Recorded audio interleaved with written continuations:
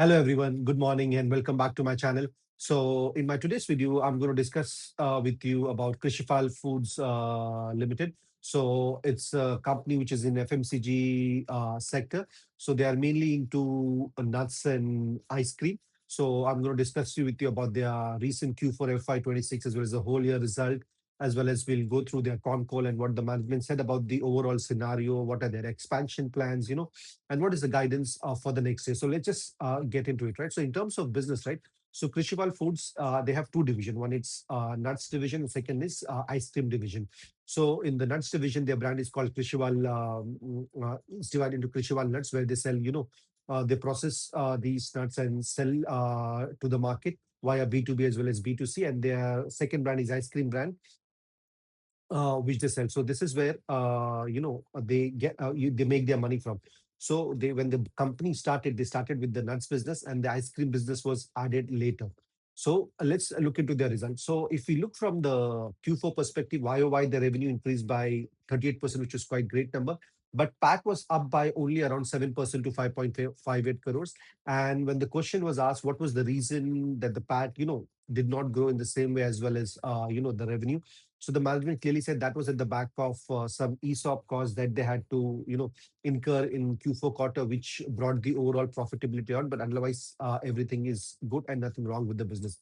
Because when we look at the YOY revenue, right, it increased by almost 45% to 293 crores, and PAT was up by almost 64% to 22.2 crores. So we can clearly say from the overall year perspective, right, the revenue grew plus they got the operating leverage. And if you look at their, the nuts division, right, which is their main bread and butter at this point of time because the ice cream division is growing.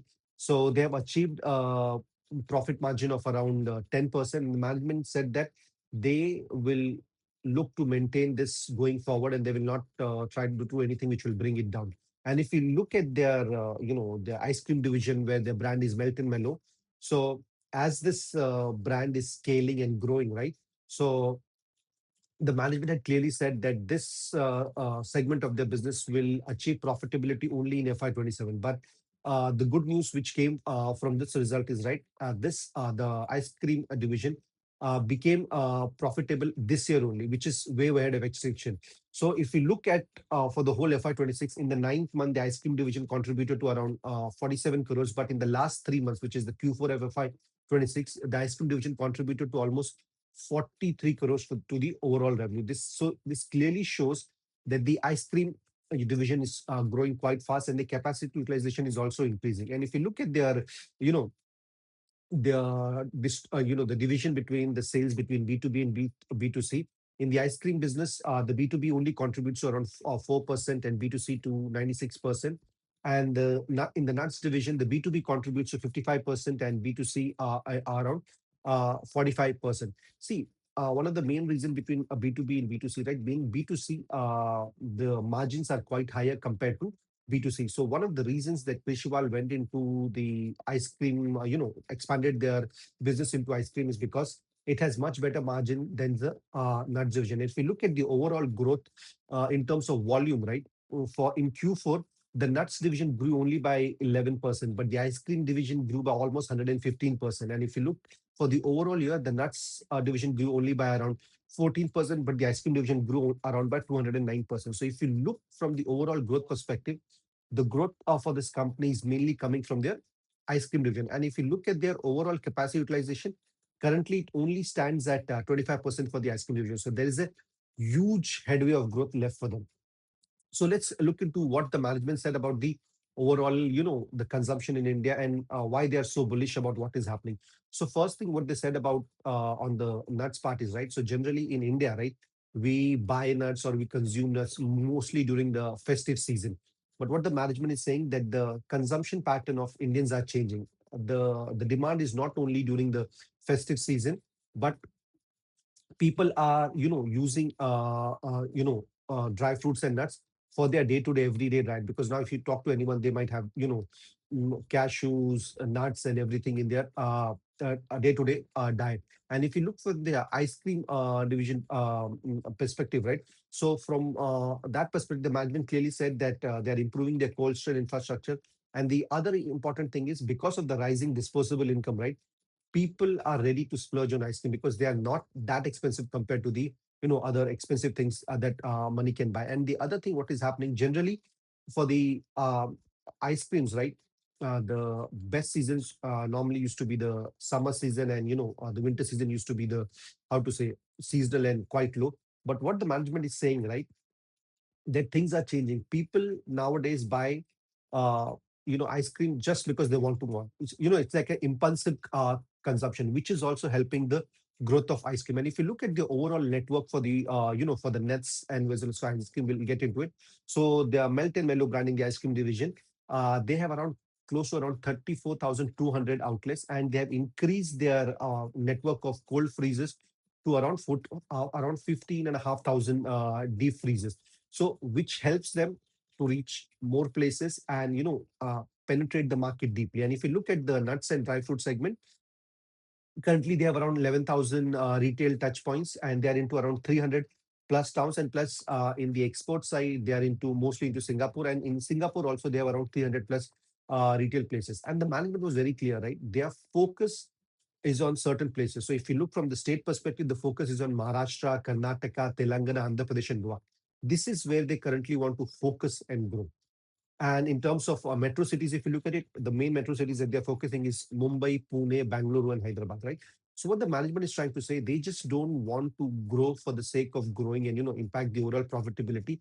They want to grow responsibly at a high rate, but at the same time maintain profitability. So the focus area are these states and these cities. And once they achieve that, then the future plan will come. And if you look, so there was a question asked, right, that they were into nut business. Why did they buy into ice cream, and what is the synergy, right?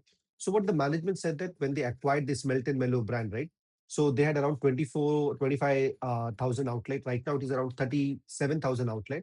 And these retail outlets, right, where they sell their ice cream division, they currently have not utilized to sell their nuts, nut products at all. So what the management is saying, slowly by slowly, going future, they're going to use these retail outlet, which is already there, right? And where they already have this relationship with these retailers, they're going to use them to sell their products. So which is going to help to increase the overall sales. In terms of expansion, if we see, so I'll divide it into two parts, right, between nuts and ice cream division. So if you look at the nuts part, the management is saying that their long-term goal, right, in nuts and dry fruit is to achieve 100% market share in India. I mean, quite a bold target, but this is what they are trying to achieve. So current capacity, what they have is around 10 metric tons per day, and they want to increase it to 40 metric per ton in the coming years. So currently in FY27, they are they have added another 10 metric tons per day capacity.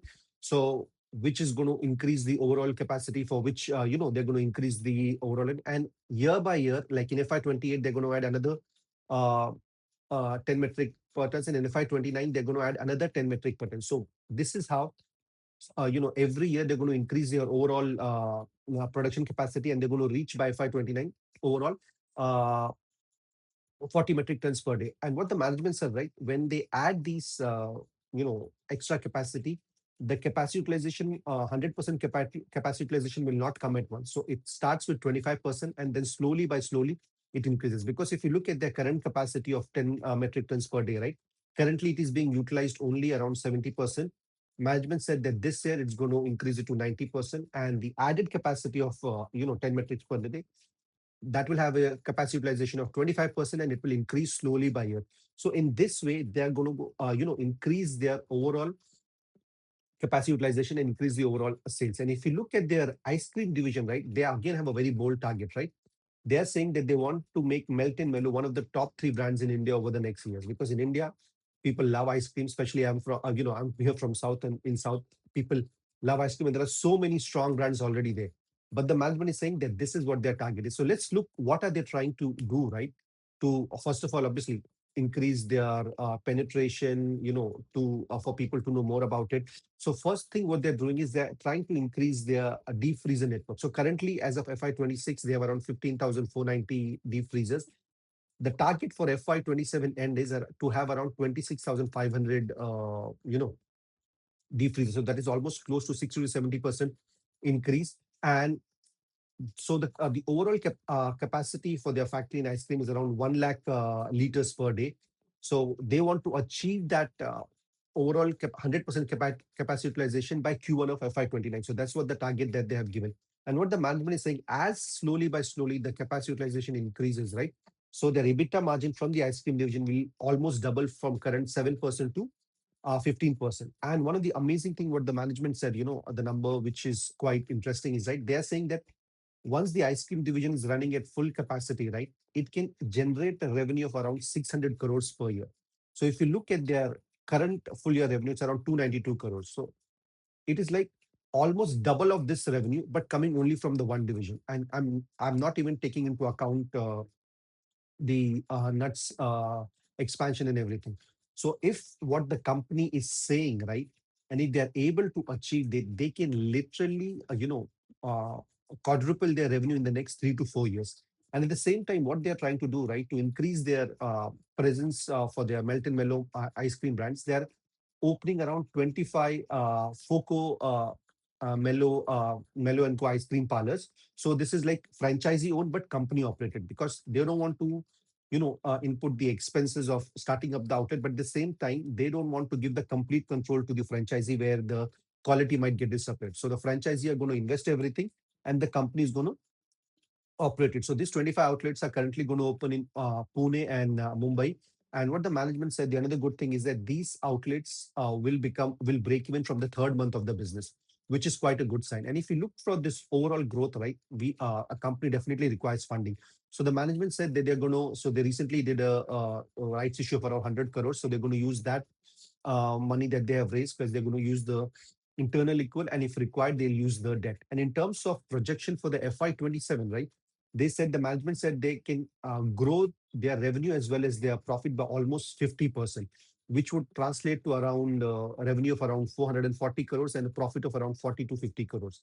So this is what. So if we look at this company, right, it's a small company in FMCG sector, but they are doing quite well, and their plan makes sense, whatever they're trying to grow, right? And if they're able to achieve all their targets, right, this company can literally quadruple their revenue in the, by the end of FY29. So personally, if you ask me, it's one of the best place in FMCG sector. If anyone wants to invest in FMCG sector, they can look at this company and study more and take their own decision whether they want to invest or not. Personally, I have invested, so I'm going to disclose that to everyone. And I think the valuation also is reasonable compared to the growth that we are getting on this. And so let's see how the company performs. I'll keep tracking this, and I'll keep updating on the results which will come in Q1, Q2, and everything. And if you like this video and the analysis, please do hit the like and subscribe button. Thank you and God